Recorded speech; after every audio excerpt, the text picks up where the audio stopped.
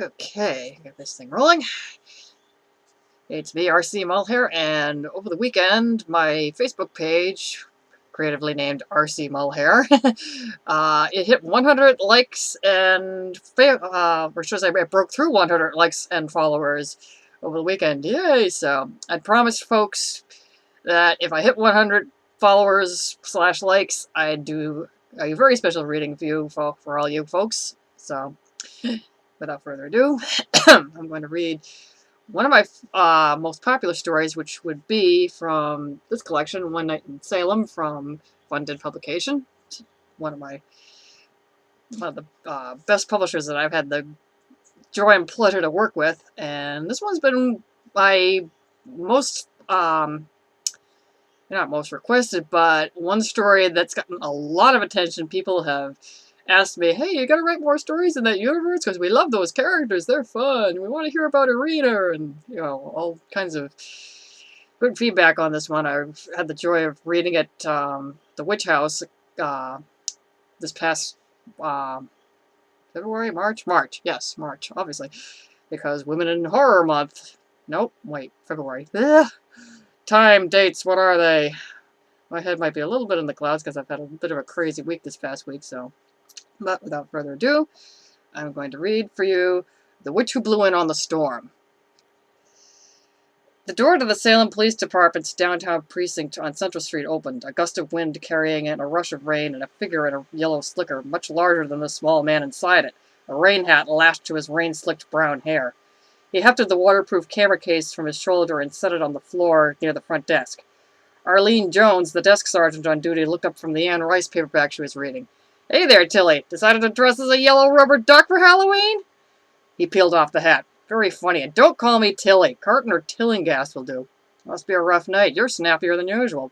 Just came from the Hawthorne Hotel. The masquerade ball was impressive, but you can only stay there so long. And they postponed the closing events for haunted happenings. No chance of any shots of the crowds. The chief and the mayor decided it was the best plan. I don't blame them. The crowd is virtually non-existent, and I can only take so many shots of blown around debris before Halsey tells me to stop wasting film. They sent you out on a night like this. It was either work or go along with my brother-in-law and his kids attempting to trick-or-treat, Carton said. Are they serious? It's not the kind of night anyone with sense would spend walking around the streets, Arlene said. I told them they could put on rain hats and yellow slickers and hip boots. What, like the Gorton's fishermen? That's a bit close, and says a swordfish crew gone missing on the sea. I was thinking greenhouse worker. Right, you're from East Monuxet, or Carnation, capital of Massachusetts. Mike works in Woburn growing plants for Spence Farms. Care for some coffee? He leaned one hip against the front desk. At this point, I'll drink anything warm to get my blood circulating again. She got up and went to the coffee maker behind the desk, pouring a styrofoam cupful and handing it across to him, which he accepted, taking a grateful sip. The contents weren't Duncan's, but it warmed him up. The door to the squad room opened, and the 11 to 7 shift emerged, talking and joking among themselves. Bill Abbott looked in Carton's direction with a grin and stepped out of the pack. Hey, Tildy, don't call me that. Storm below you in here? Carton glared up at him but managed to smirk. Something like that. Looking for a story? I got the short straw. They're sending me down to Derby Street near the Maritime site in case any idiots try going down by the wharf. Make sure they don't get blown out to sea. Sounds like a plan. Better than photographing flying trash on Essex Street. Maybe your boat will blow into port. Give you a big scoop on the cruise's dramatic journey. 10 minutes later, they sat in the relative warmth of Abbott's Crown Victoria, Carton in the shotgun seat, both of them nursing cups of Dunkin' Donuts coffee, calls from other patrols quacking on the radio. Rain lashed against the windows, and the wipers swinging every few seconds to clear the windshield barely cleared the glass before another wave of rain washed it out. Waves crashed against the old pier, almost as high as the lighthouse at the far end. They'd parked on the street, well above the pier, in front of a line of sawhorses and highway hazard barrels framing a "Road Closed" sign set up to block the street and warn people away from the water. On Halloween, once the bars started to empty out, some jokers would likely venture down by the waterfront, attracted by the thrill of the storm. So were you over by the Witch History Museum Sunday afternoon? Bill asked. No, got stuck covering a family costume parade at the Salem Willows. Why? Carton asked over the rim of his cardboard cup. Yeah, I missed some excitement in front of the Roger Cohen statue.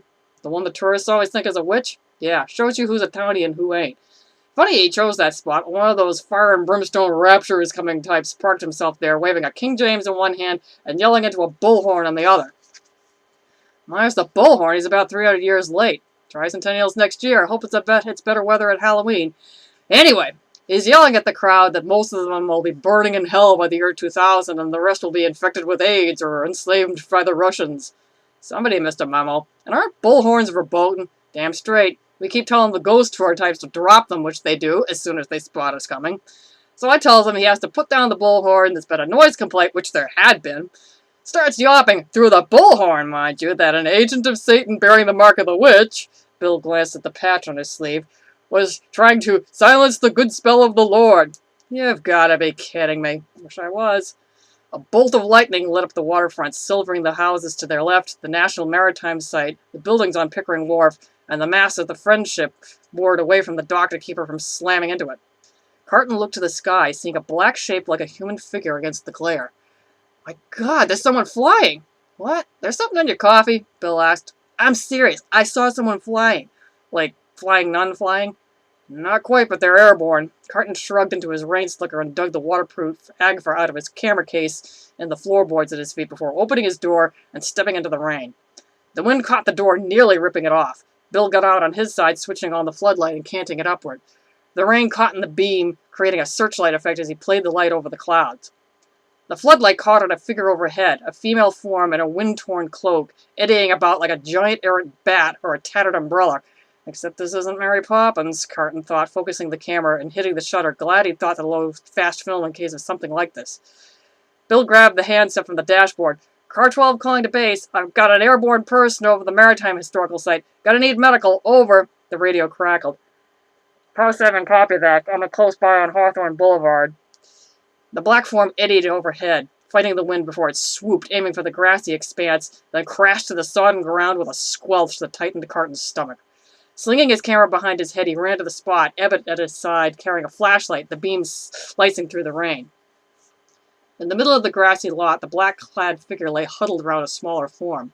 Abbott's light revealed a woman in her early 30s, her red hair plastered across her face, clothes tattered by the wind.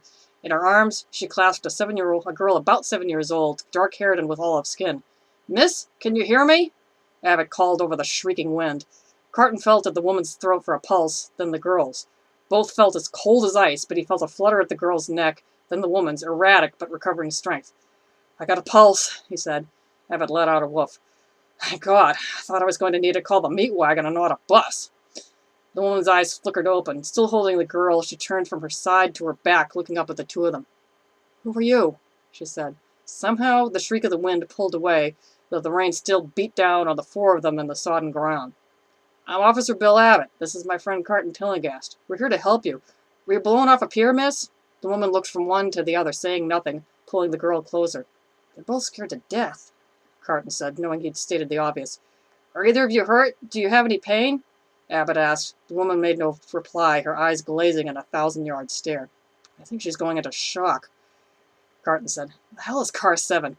Abbott said, reaching for the walkie-talkie at his belt. Car 7, I'm gonna need a bus. The woman tried to sit up, her right leg buckling under her, the ground sluicing under her. My ankle, she muttered. Let us get you to a hospital. You'll catch your death in this rain, Carton said. All right, but no questions, she said, looking at them sideways. I'm not under arrest, am I? Unless getting blown across the harbor is a crime, Abbott said with a laugh. Red and blue and white lights flashed off the house fronts across the street. A police car, followed by an ambulance, pulled up behind Abbott's car. Two medics in orange high-vis vests approached, carrying a stretcher. Abbott looked at the medics, noting the one female medic whom Carton recognized as Olivia Aguilar, whom he'd met at an accident scene. Thank God it's you. What do we have here? Olivia asked. Woman in her 30s, got blown off a pier and hit the ground. Think she's hurt her ankle, Abbott said. Got a kid, a girl about 7, I'd say. They're both soaked to the bone. Carton almost mentioned that it looked like she was flying, but decided against it. Olivia knelt beside the woman. Ma'am, can you hear me? Is this your little girl?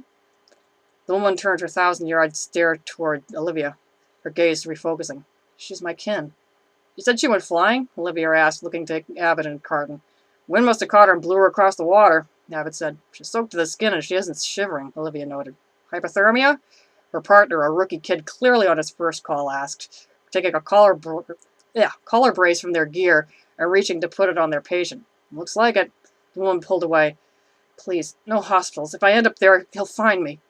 but she made no further movement as they slid a backboard under her and strapped her on before lifting her onto the gurney. She loosened her arms as they started lifting the little girl from her chest. The child awakened, eyelids flickering in the lights from the police cars, and then opened her mouth in a scream. Olivia put a gentle hand on the girl's shoulder. Hey, it's all right. You and your mom are going to be all right. No, don't take her away. Auntie Sybil, don't take her away. The child cried. It's all right. These people are here to help you and your aunt, Carton said soothingly. Are you running from someone? The woman did not reply. Miss, you'll be safer at the hospital than out here. If nothing else, you and your girl can warm up and get clean. We won't let anyone know where we're taking you, and if anyone tries to bother you at the hospital, they'll keep them away. But you and your little girl don't look so good, Olivia said, giving her the listen to a mom who's helping you look. To Abbott, she added, this sounds like a domestic case. It does, Abbott agreed.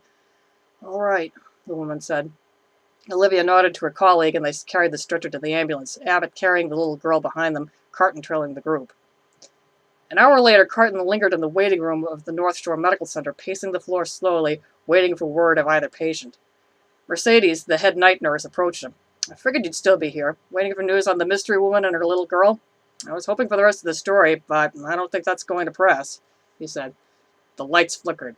The handful of other people in the waiting room, a few costumed college kids waiting for news on a friend injured in a haunted house trick gone wrong, gasped. Nothing to worry about. The lights have been doing that all night from the storm. They go down, we've got a good strong generator to back us up, Mercedes said. To Carton, she added, between the hypothermia and her sprained ankle, she hasn't been the chattiest. Neither is the little girl. I could barely get their names out of them, so we've had to admit them as Jane and Jenny Doe. Maybe I can help, Carton offered. We've got them on dialysis to warm up their blood, so perhaps you can chat with the woman once she's more like herself. Worth a shot. Mercedes led him to a room at the back of the ICU, where the mystery woman lay in bed, clad now in a hospital gown, white with blue specks, blankets covering her. A cannula snaked from under the covers to a dialysis machine cranking away by the bedside. She lay watching the pump whirling, till she sensed his presence and turned to look to him. You're looking better, he said, coming to the foot of the bed. I'm warmer, she said. What do you want? Call it a professional bad habit. I'm a news photographer and I'm full of questions. Just looking for some answers. Like, what are you? Or like, how did you do that and who were you running from? She looked him in the eye, narrowing her own. What makes you think I was running from something? Because why else would you go flying in a storm like this? A friend of mine at the National Weather Service station in Boston is calling this the perfect storm, given all the factors that came together at the right time to create it. She gathered herself into the covers, wary now, her face gone stony. How did you know I was flying? Cameras don't lie, and I know what a person caught in a gust of wind looks like. They fall all over the place, going end over end and flailing. You look like you were riding the wind without a broom, or one of the long poles the accusers of the witch trials claimed the victims rode on to get to their Sabbaths in the woods. Some of the wariness flowed out of her face. You're good. You're getting too close for comfort. Close to what? Close to what I am. You have powers. We call ourselves gifted or talented. You have enough words for us. Witches, for example, not that the word means what it used to these days. It's not a word you care to use. It's too obvious. Used to be if people knew they'd burn us or hang us if we didn't escape them. These days, if they find out we have true talents, they put us away in hospitals for our own good. That explains why you didn't want them taking you here. That's part of it. And the other part has to be something mundane. An abusive ex? Close. Give me your hand. My hand? You're better off just doing it. She raised her hand free of an IV taped into it, turning her palm up. He put his hand palm down into it. She gripped it hard, firm, warmth building between their palms. The lights in the room flickered, and the whir of the dialysis machine skipped a beat before resuming its background hum. The world tilted, keeled forward. He blinked, and he gazed down at the image of a woman's form, black hair and olive skin like the little girl, lying in a pool of blood spreading on a concrete floor. A K-bar style knife, blade covered in blood, lay beside her. A rangy man with stringy red hair lurched into view. What would you made me do? I made you do. I just got here, the mystery woman's voice replied. What did you do to her? She attacked me. I had to defend myself. She's one of you, after all, the man sneered. We're not invisible, you know. Of course not. Like the ones they burned in Salem.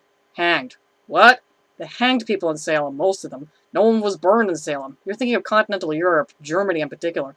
Should have burned them all. There'd be none of you left.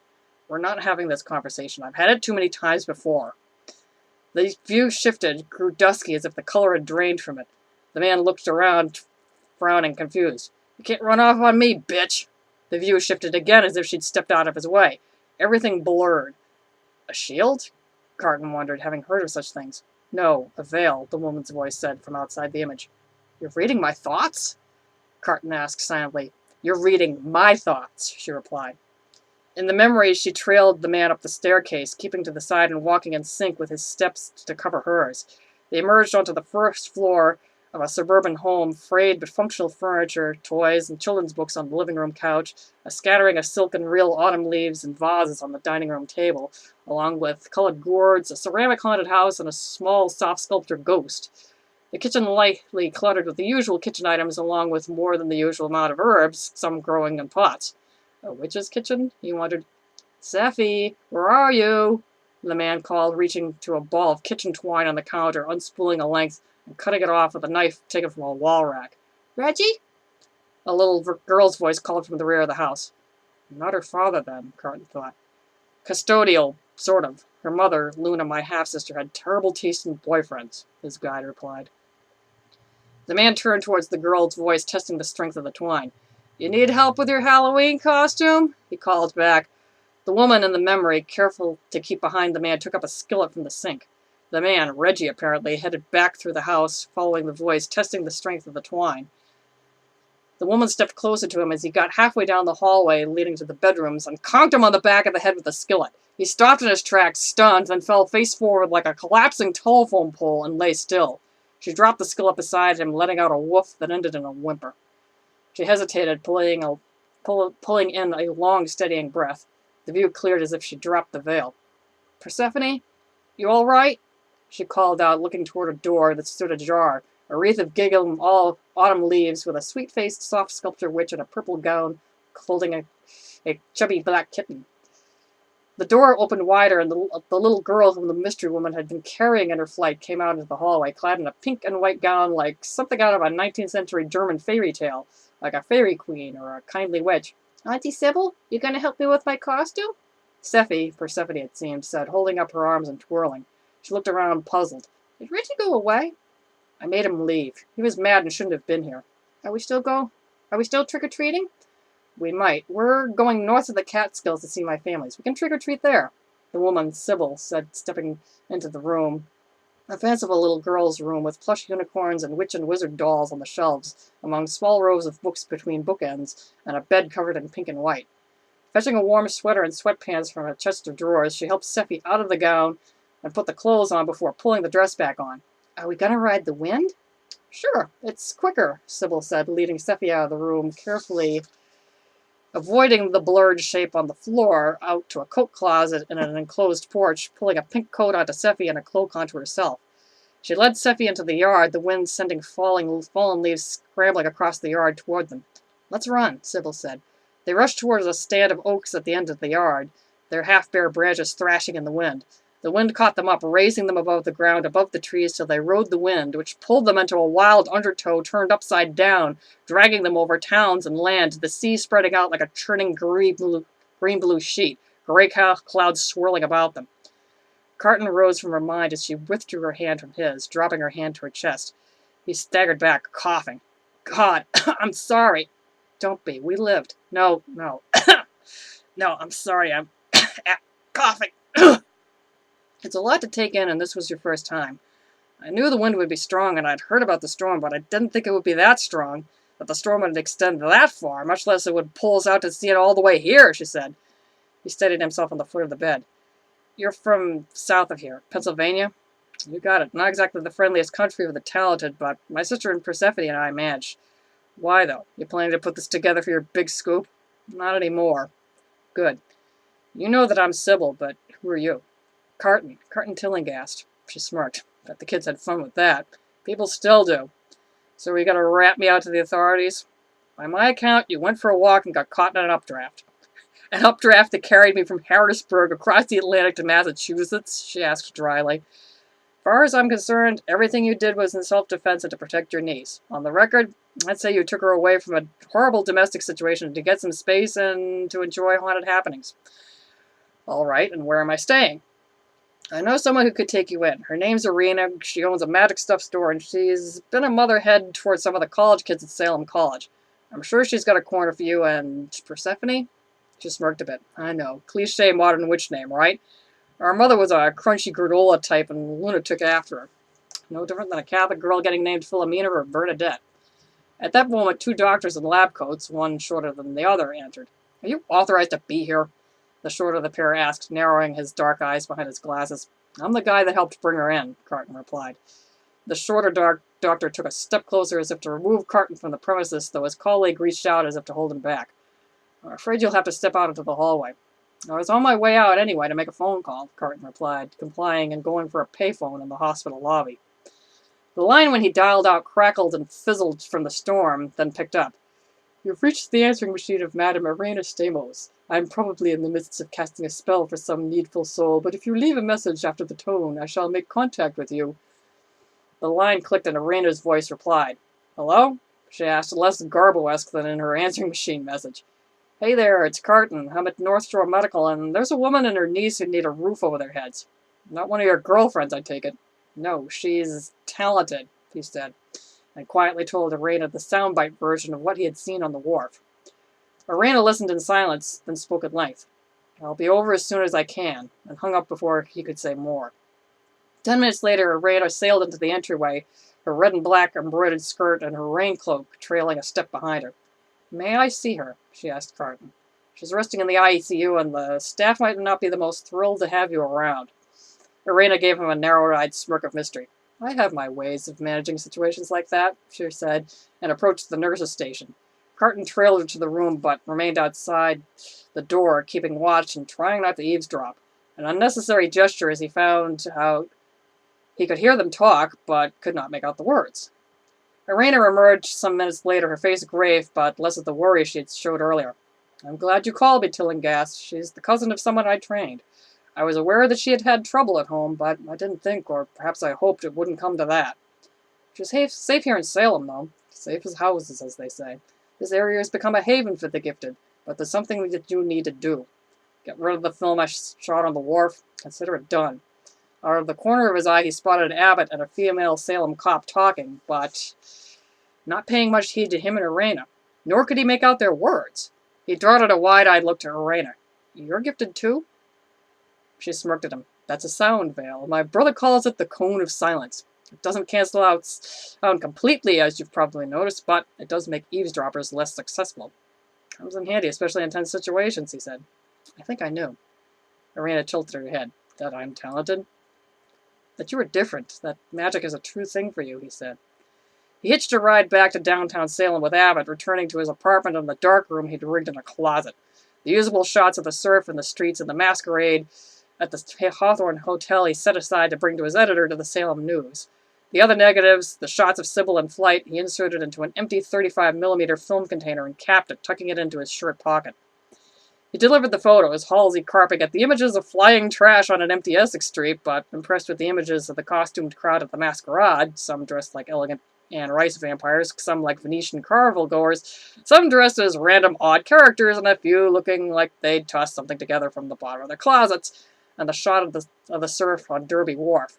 Get more like these. It's getting toward day. You'll have better light. That granted Carton the perfect chance to carry out his assignment. The sky had paled to a charcoal gray as Carton approached the wharf. The rain diminished, but the wind still blew fierce, whistling in the telephone lines and the rigging of the ships. The daytime police detail tried to wave him back till he showed them his press pass. He shot a couple rolls of film, catching the image of the murky daybreak, the waves crashing on the wharf, less wildly than before, yet no less dramatic in their power, the harbor light silhouetted against the murky sky, a promise that storms could batter the place, but some things could withstand the fury of nature. He took the canister with the sensitive shots from his vest pocket and tossed it into the waves. The black speck bobbed on the surface till a wave tossed it onto the wharf, nearly to Carton's feet. He caught it up and tossed it harder and farther out over the water. The waves caught it and pulled it under. If daylight didn't get the film, should the canister open, the salt water would drench beyond recovery, taking one piece of the puzzle that few had a right to solve. Once the strange evidence had vanished, he went on his way to develop and deliver the new shots and to check in on Sybil. Now, this one I had written for an open call that the good folks at FunDead, Amber Newbury and her company, had put out last year. They were looking for stories set in Salem on Halloween night, but there was a little bit of a twist in that you needed to pick a specific year on which to set the story. You know, covering the 300 some odd years of Salem history and all the weird, wonderful, and mysterious, and sometimes tragic and strange things that have gone down. And what I decided to do was I chose the year 1991, aka the year of the perfect storm, or the no-name hurricane as it's sometimes called. There was this, if you don't remember, or if you need a refresher on, you know, local meteorological history in Massachusetts, that year, the remains of, I believe it was Hurricane Francis, I think it was Hurricane Francis. Anyway, there was the remains of a hurricane that had been floating around the middle Atlantic.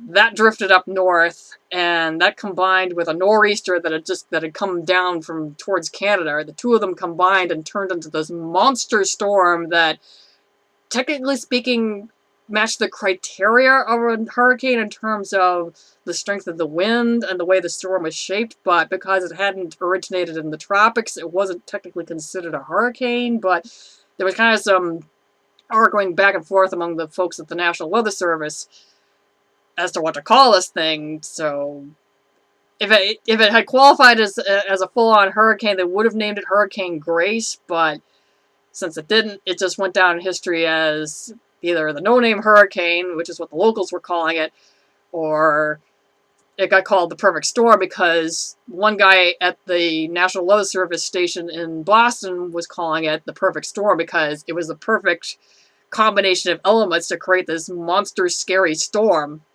And the name kind of stuck, especially due to this book that was written by Sebastian Junger, which, you know, became an international bestseller and eventually was made into a movie with, I believe it was George Clooney and, oh gosh, I think it was Mark Wahlberg, I believe. Anyway, some local talent, some not so local talent, and quite a gripping story.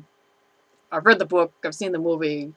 I think I actually was listening to the film score from it when I was writing this thing because, you know, trying to capture the, you know, the feel of the whole thing, because kind of was a good refresher because I was about, I was 14 that year, and it was a weird year. That Halloween just did not feel like a Halloween. It just felt very strange, so that kind of helped shape the story, so it sort of became less of a Halloween story and more this strange sort of gothic, this gothic tale of, you know, a woman protecting her family and, you know, trying to, you know, take care of herself, take care of another, gets herself caught in this situation that's way out of her control and, you know, just needs a help to pull her out of it. And so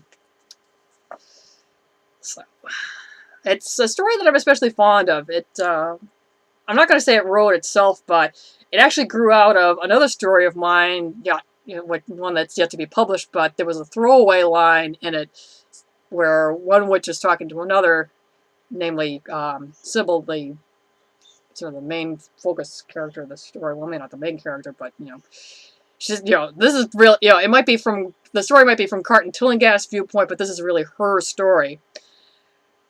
And there was a line in this other story that I written where one witch is talking to Sybil saying something to the effect of, "I took you in when you blew in on the storm." Kind of a throwaway line when I was writing that story, and I'm thinking to myself, huh, what's the story behind that? That's kind of interesting. So I started jotting down the story thinking, oh, it could be an interesting story to send somewhere. And initially, when I was writing it, she blew in and landed on the deck of a fishing boat. And that wasn't working. It just didn't feel right because you know, sometimes when you're writing a thing, you know, you're thinking it's going one way and that way doesn't quite work. So I kind of had shelved the story, and then Amber Newbury, our fearless leader of FunDead Publications, put out this open call looking for Salem stories set on, you know, specific Halloween nights of specific years, and I thought, ooh, let's set this the year of the perfect storm. and let's have her get blown in on that storm. So then I'm thinking, okay, logistically, okay, is this going to work? So I wound up doing quite a bit of research, looking up like old videos of news, weather reports from that year, looking at old scans of, like satellite images and radar scans and whatnot of this storm, seeing, okay, where's she going to get blown from? Because my original thought was to have her start in, I think I originally had her getting blown from Long Island.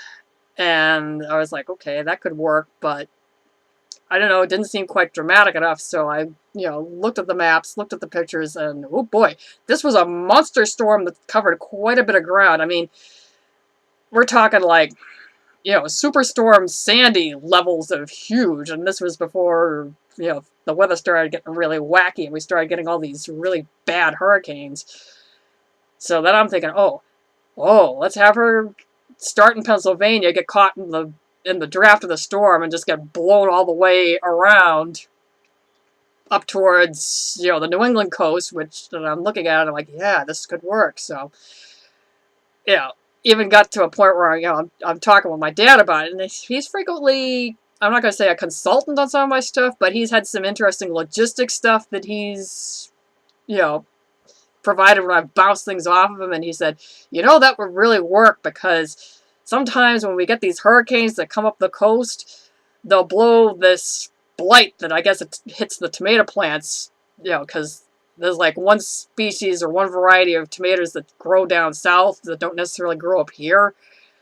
And whatever it is down there is resistant to this one blight, but it's like the blight gets caught on the storm and it'll come up here and, wreck the late tomato plants, in like, late August, September, or early October when we start having hurricane season. So he, I was talking about this, explaining, I'm like, hey, this makes perfect sense. Yeah, it's possible that, yeah, she could get blown from, say, further south, like Pennsylvania, Virginia, Maryland, that area, gets blown all the way up here, because that's the way hurricanes do. So, and it kind of turned into a perfect storm of a story. And, there's a lot of little details that I threw in there. The bit with Carton talking about his brother-in-law taking the kids trick-or-treating, that was actually borrowed from a funny thing that happened with my dad's boss's kids. They wanted to go trick-or-treating, and it's raining cats and dogs and gerbils and spiders, just totally splonking, lashing rain, the proverbial weather you wouldn't put a dog out in. And my dad had made some jokes saying, oh, they could dress up as yellow rubber ducks and wear,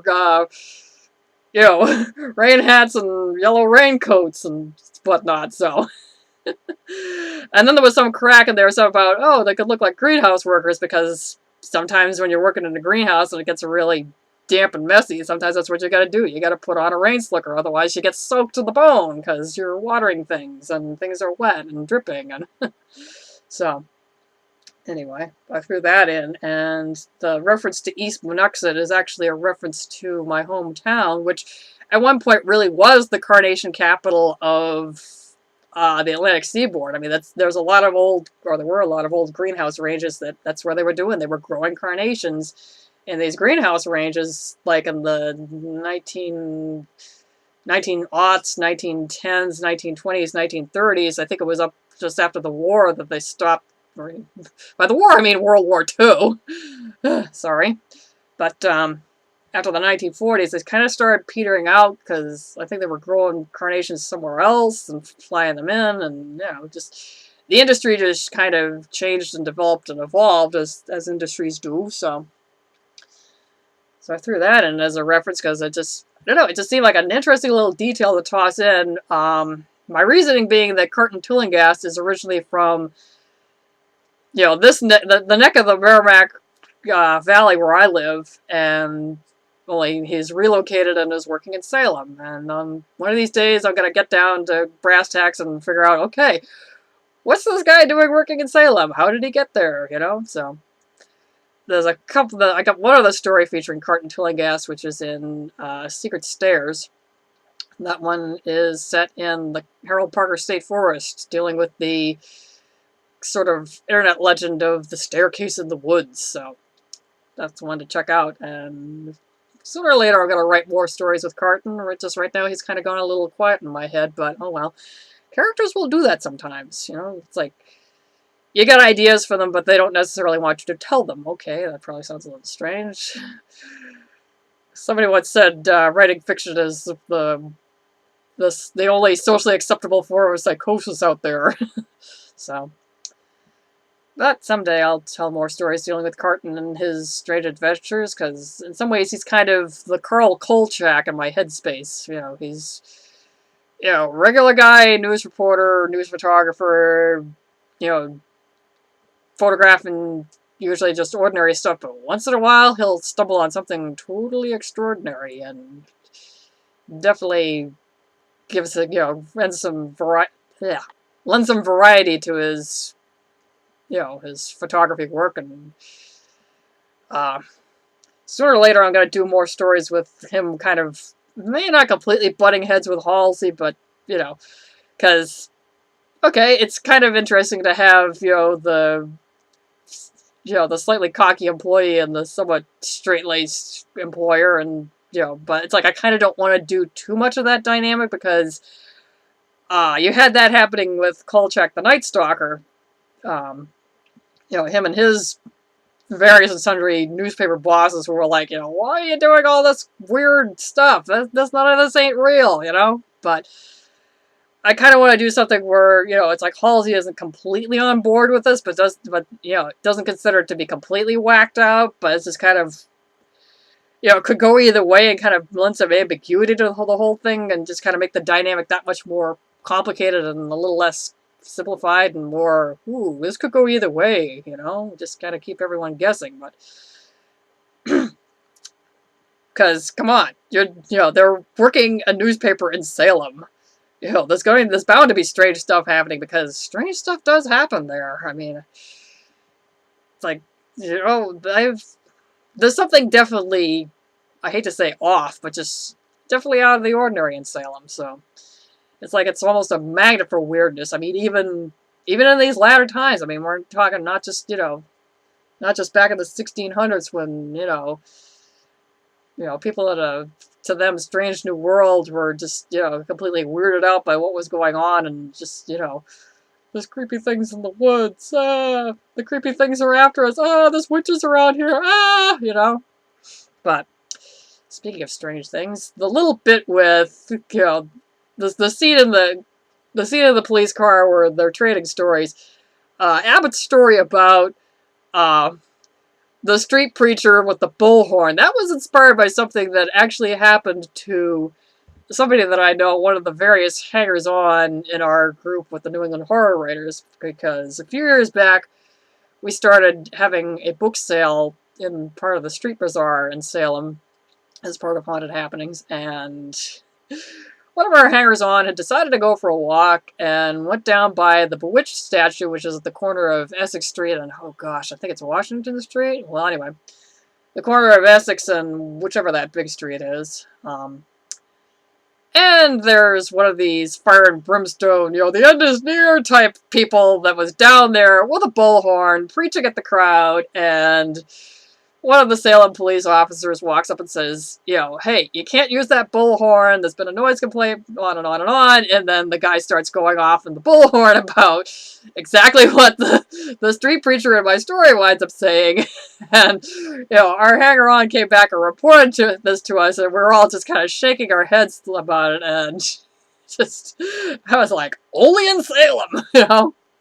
So that story was just so funny. I was like, okay, this is going to go in something or other that I'm going to write. And sure enough, I was able to use it as material in this story. And, you know, you get all kinds in Salem. And that's what makes it so interesting, especially in Haunted Happenings. I mean, you get everything from the people that go completely over the top with the group costumes. You know, you get, you know, family groups. You get people with dogs little cute dog costumes. And then you get the opposite end of the spectrum. You get a few, religious nut types. I hate to call them religious nut types, but yeah, you're going a little nuts with it, So, I mean, usually they're well behaved. I mean, there's one guy that walks around with a signboard with, the end is near or something like it on it, and he's otherwise fairly well behaved. I mean, he just kind of quietly walks around with the signboard and looks totally, completely out of place of it as amongst all these,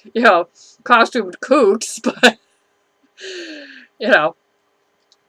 but, I'm writing the story and I'm thinking, okay, where am I going to put this guy? Because the Bewitched statue was not there in 1991. That didn't show up until, gosh, I think it was like around the year 2000 or something. And it was one of those things that there was some kind of haggling back and forth whether or not they should put it there, because apparently the Historical Society kind of got their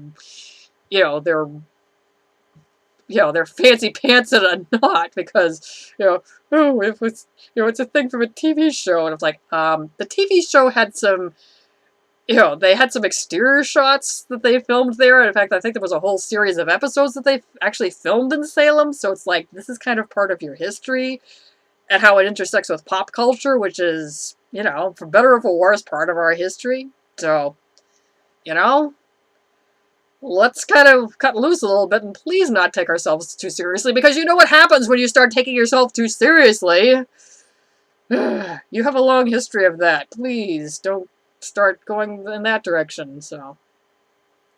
But anyway, so I was fishing around thinking, okay, where am I gonna put this street preacher? And then it dawned on me, ooh, put it down by the Roger Conant statue, because that's a true thing. There are people that mistakenly think this statue is a witch because it's this dramatic statue of this, Puritan father type, and his cloak is billowing around in the wind, and he's got this, this long staff that looks like almost like a a wizard's staff of some sort. So there are some out-of-towners that get confused and think, oh, this is the witch trial memorial. No, it's the Puritan founder memorial, so.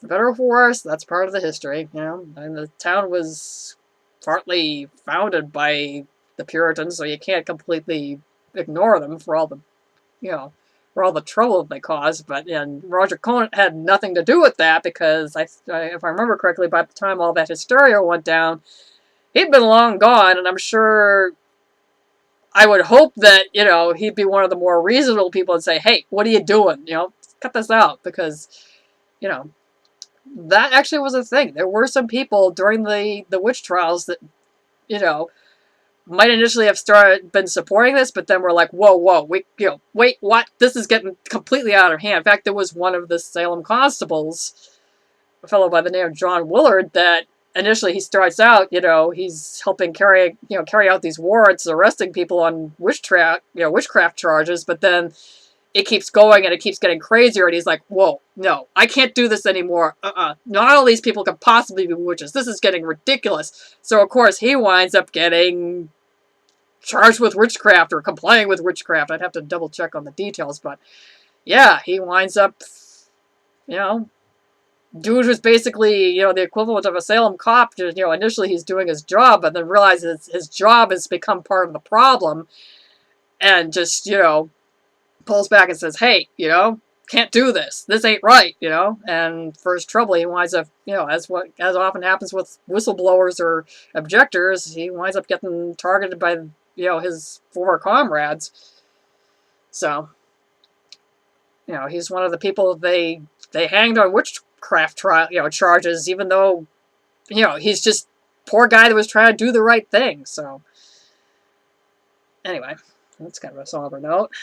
I was going to leave that on. I'm trying to think of other interesting details, but yep. Okay, Rhea Arena, which everybody loves that character. I love that character. I've got one more. Right now, I have one more story. On paper, but in pixels at least, hasn't been printed yet, or published yet. But hopefully, one of these days. Right now, I have it out in front of an editor for consideration for, I think it's a fantasy anthology of some sort. But anyway, yep, there's one story that I got already written about her and her strange history and how long she's been in Salem, which has been a while. I kind of had one of my details with these magical people, the gifted or talented, whichever they prefer to be called. They're kind of a little... some of them don't mind being called witches, some of them do. It's one of those terms that kind of goes back and forth. You know, it depends on the person with the talents and their comfort level with the word, but I kind of had the idea, or the sense rather, that she's a lot older than she seemed. I mean, on the surface, she sort of seems like, you know, your archetypal, you know, owner of a psychic store, you know, witchcraft stuff store somewhere in Salem, you know, with her slightly over the top presentation, but, you know, she's got some actual talent there, so not to say that, you know, I don't discredit that some of these folks might have some ability. I mean, I have a certain amount of precognizance myself. I mean, it's nothing major, but it's only... I usually can only detect, you know, pick up on stuff that's a little ways ahead of me and something that's going to personally affect me. So, unfortunately, I'm not going to be able to predict outcomes of elections or stock market stuff or lottery numbers or something like that. So please, you know, don't ask me about that, you know. But, you know, some of these folks might have some actual preternatural ability, which I certainly don't discount since I have some experience with it myself. But, you know, to have somebody that's that level of magically gifted, you know, I decided to play with that because, you know, it kind of, I guess it counts as urban fantasy. I mean, it may not be quite in the vein of, say, oh, Laurel K. Hamilton or Jim Butcher or something of that ilk, but it's, you know, it's urban fantasy that, you know, it's just fantastical enough to be marvelous, but realistic enough that, yeah, this could happen, you know? This, you know, just sort of, you know, we don't know quite what's in the cracks of our, and crevices of our own world, so, yeah, who knows, but there could be some magically talented people that are hiding in plain sight, you know?